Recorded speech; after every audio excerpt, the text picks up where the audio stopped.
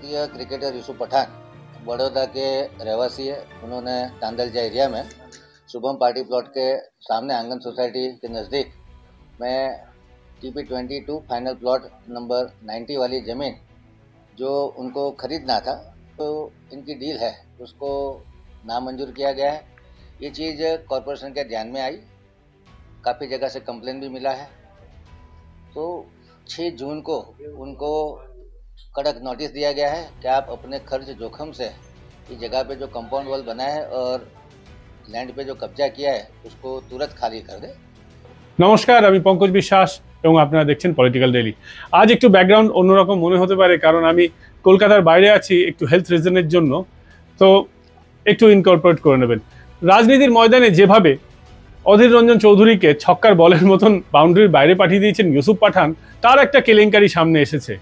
তার বিরুদ্ধে অভিযোগ তিনি নাকি সরকারি জমি দখল করেছেন। সকালবেলা যখন প্রথম খবরটা পেলাম মনে হলো এটা একটা পলিটিক্যাল বিষয় হতে পারে, যেহেতু তিনি একটা বড় কাণ্ড ঘটিয়ে ফেলেছেন, তিনি তৃণমূলের হয়ে ভোটে দাঁড়িয়েছেন, সংখ্যালঘু মানুষ, তাই হয়তো বিজেপি তাকে হালকা করে একটু চুলকে দিয়েছে। কিন্তু পরে যেসব তথ্য সামনে এলো তাতে মনে হচ্ছে না, ডালমে কোনো কালা নেই, হয়তো কোনো কালো কাজই করে ফেলেছেন ইউসুফ পাঠান। আমি জানি না সত্যি কি হয়েছে, সেটা সময় মতো জানা যাবে। তবে যে ঘটনাটা সামনে এসেছে সেটা আপনাদের কাছে আমি তুলে ধরি। বদোদরায় একটা জমি কিনেছিলেন ইউসুফ পাঠান। জমির সঙ্গে লাগোয়া আর একটা জমি ছিল পাশের জমি। সেই জমি পছন্দ হয় ইউসুফ পাঠানের, যেমনটা প্রতিবেদনে প্রকাশ হচ্ছে যে এই জমিটা ইউসুফ পাঠানের পছন্দ হয়ে যাওয়ার পর তিনি এর জন্য হাই প্রাইস অফার করেন মিউনিসিপ্যালিটিকে। কিন্তু মিউনিসিপ্যালিটি এটা প্রথমে দিতে চায়নি। পরবর্তীকালে ইউসুফ পাঠানের সঙ্গে বদোদরা মিউনিসিপ্যাল কর্পোরেশন VMCর একটা চুক্তি হয়, তাদের বোঝাপড়া হয় এবং মিউনিসিপ্যাল কর্পোরেশন এটা প্রথম দিকে পাসও করে নেয়। তাদের যে বোর্ড অফ ডিরেক্টরের মিটিং হয়, মানে কাউন্সিলরদের যে মিটিংটা হয়, বোর্ডের মিটিং মিউনিসিপ্যালিটির, সেখানে এটা পাস হয়ে যায়। তারা একটা প্ল্যান পাস করে যে হ্যাঁ, এত টাকায় এই জমিটা দিয়ে দেওয়া হবে। এরপর এর জন্য রাজ্য সরকারের, গুজরাটের যে সরকার, সেই সরকারের ক্লিয়ারেন্স চাওয়া হয়। তখন সরকার নিজেদের জমি হাতছাড়া করবে না, কারণ সরকারি জমির ওখানে অভাব রয়েছে, এরকম রাজ্য সরকারের তরফ থেকে জানানো হয়। এই কারণ দেখিয়ে তারা এই নেগোসিয়েশনটা বাতিল করে দেয়, যে পয়সা দিলেই তুমি সরকারি জমি কিনে নিতে পারো না, এটা ঠিক নয়, এমনটা জানিয়ে এই প্রস্তাব একেবারে ফেরত পাঠিয়ে দেওয়া হয়। তারপরও নাকি অ্যাকর্ডিং টু মিডিয়া রিপোর্টস সেখানে পাঁচিল তুলে দিয়েছেন ইউসুফ পাঠান, পাঁচিল তুলে দিয়েছেন, এবং যেই পাঁচিলটা তিনি যেখানে তুলেছেন সেটা সরকারি জমি, কর্পোরেশনের জমি। কর্পোরেশন তার সঙ্গে কিন্তু কোনো রকম চুক্তি হয়নি, একটা বোঝাপড়া হয়েছিল, কিন্তু সেই বোঝাপড়ার পর এটা জমির যে হস্তান্তর করতে হয় সেই হস্তান্তর হয়নি। তা সত্ত্বেও সেখানে পাঁচিল তুলে দিয়েছেন ইউসুফ পাঠান, এবং পাঁচিল তুলে দেওয়ার পরে যখন এটা সরকারের নজরে আসে তখন মিউনিসিপ্যাল কর্পোরেশন তাকে নোটিশ পাঠায় এবং বলে যে আপনি এটা বেআইনি কাজ করেছেন, আপনার সঙ্গে আমার এখনো কোনো চুক্তি হয়নি, এই জমি যেটা সরকারি জমি আছে আপনাদেরকে বিক্রি করা হয়নি, আপনাকে দেওয়া হয়নি, আপনি তা সত্ত্বেও পাঁচিল তুলেছেন কেন, আপনার বিরুদ্ধে ব্যবস্থা নেওয়া হবে। এই সংক্রান্ত বিষয়টা হয়েছে, আপাতত এই জায়গায় বিষয়টা দাঁড়িয়ে আছে। এবার বিষয়টা কোথা থেকে শুরু হলো? কয়েকদিন আগে গুজরাটের একজন কাউন্সিলর আছেন বদোদরা মিউনিসিপ্যাল কর্পোরেশনের, তিনি প্রথম বিষয়টা সামনে আনেন যে এইভাবে অবৈধ জমি একজন সাংসদ দখল করে নিয়েছেন। এখন তাকে নিয়ে চর্চা হচ্ছে কেন? এতদিন তিনি একজন ক্রিকেটার ছিলেন, খুব ভালো কথা। যখন আপনি রাজনীতিতে এসেছেন তখন আপনার প্রত্যেকটা পদক্ষেপ কিন্তু চুলচেরা বিশ্লেষণের তলায় থাকে। এটা হওয়া স্বাভাবিক, প্রত্যেক রাজনীতিবিদের সঙ্গে হয়। আপনি একটা জামা পরলে সেটা নিয়ে বিশ্লেষণ হতে পারে। নরেন্দ্র মোদী 7 লাখই স্যুট পরেছেন কেন, সেটা নিয়েও অনেকে প্রশ্ন করেছে। সেই 7 লাখের স্যুট পরবর্তীকালে নিলামে কত টাকা উঠে জনগণের কাজে ব্যবহার হয়েছে, CSR এর কাজে আর কি, কর্পোরেট সোশ্যাল রেসপন্সিবিলিটি, এই মানুষের জন্য ব্যবহার হয়েছে, সেটা কিন্তু কেউ আলোচনা করবে কি করবে না। মমতা বন্দ্যোপাধ্যায় কত টাকা নেন কি নেন না, সেই টাকা কোথায় ব্যবহার হয়, এসব নিয়ে অনেক চুলচেরা বিশ্লেষণ হয়। তাতে কত সত্যতা থাকে, কতটা জল মেশানো থাকে, সেটা পরের কথা। কিন্তু এটা বাস্তব, রাজনীতিবিদদের তারা হাঁচি দিলে কাশি দিলেও কারো দিকে তাকালেও সেটা নিয়েও কিন্তু জল্পনা কল্পনা শুরু হয়ে যায়। স্বাভাবিকভাবে তিনি রাজনীতিতে এসছেন, এখন তাকে ছেড়ে কথা বলা হবে না।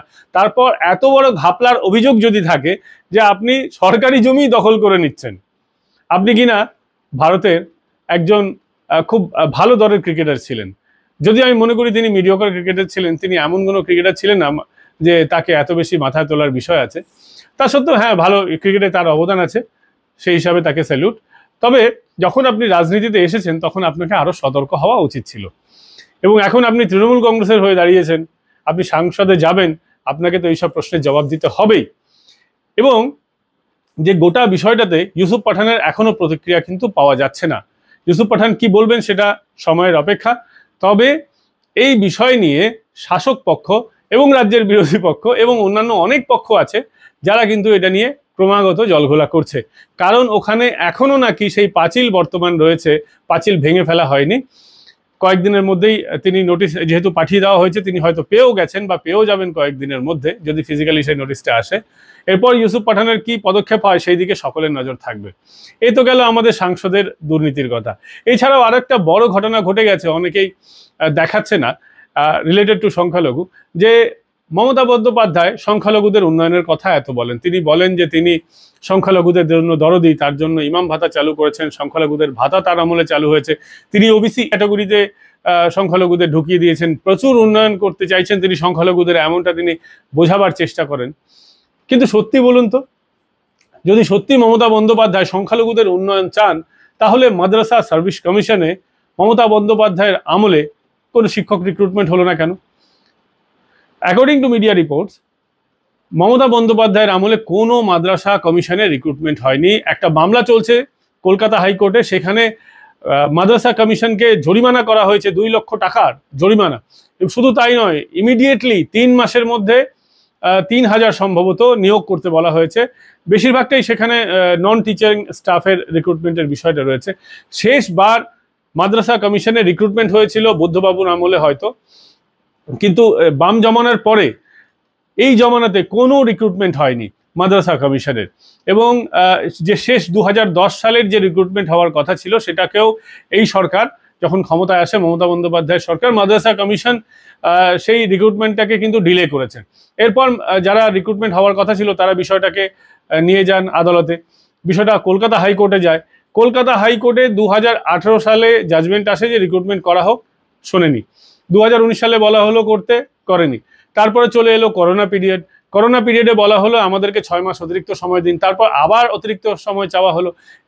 এরপর রীতিমতো হাইকোর্টকে কিন্তু রীতিমতো বোকা বানানো হয়েছে।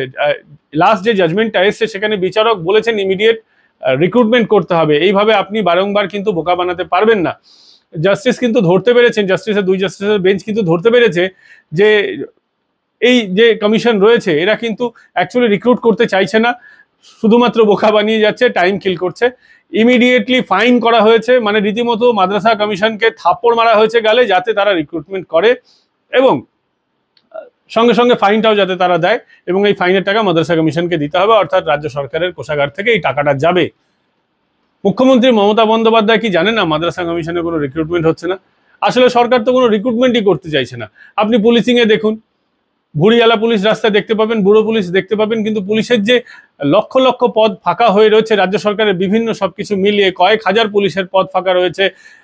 তার মধ্যে সুপিরিয়র পুলিশ যেমন আছেন, তার মধ্যে দারোগার নিচের স্তরের যারা পুলিশ আছেন, constable rank, sub inspector rank, বিশেষ করে হেড কনস্টেবল র্যাঙ্ক, এইসবে কিন্তু প্রচুর ভর্তির সুযোগ আছে।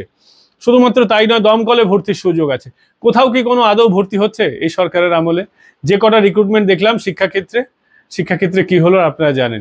শুধু শিক্ষাক্ষেত্র ছেড়ে দিন, এই কয়েকদিন আগে পরীক্ষা হচ্ছে, কি বলবো, বলতে বলতে হাসিও পেয়ে যায়।